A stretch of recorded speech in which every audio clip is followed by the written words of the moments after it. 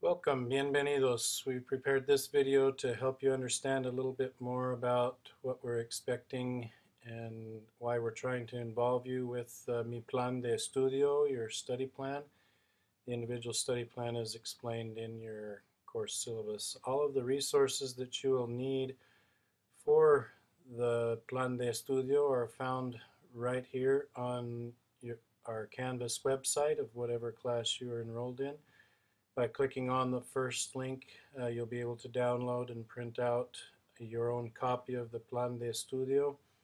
You'll also need to access links at the national standards, the 5 C's, which we talked about in your syllabus as well, and then the actual proficiency guidelines. These are dealing with specifically your speaking proficiency.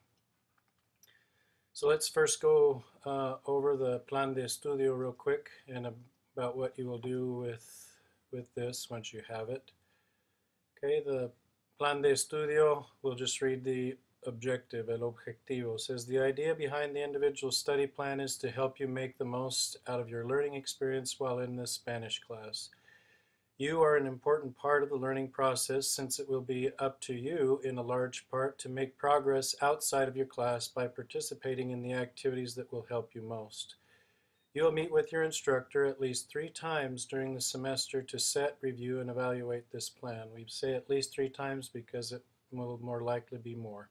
It says we invite you to take an interest in your learning so we can find ways to best help you. Before your initial meeting with your instructor, please review the following documents that are located on the home page in your Canvas course, which we just showed you, under the section that says Links for Resources for Individual Study Plan. The links for National Standards and ACTFL Proficiency Guidelines. Under ACTFL Proficiency Guidelines, please only look at the speaking section of these guidelines for now. Then schedule a meeting with your instructor to go over your goals and ways to improve your learning. And always remember that our goal with this is to meet your needs.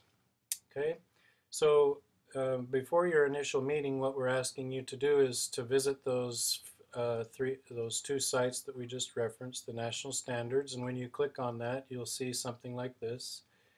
And hopefully this looks familiar to you with the 5 C's from the introduction in the course syllabus. So you'll just read over this document and learn a little bit more about the expectations from the different sections of the standards. Okay.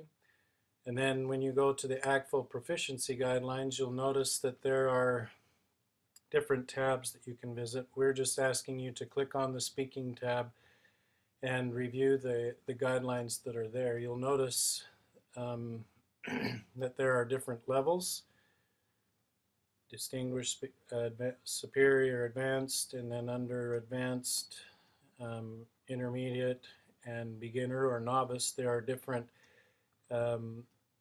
expectations or benchmarks is a better word, I guess, so that you can tell where you're at and where you would like to be.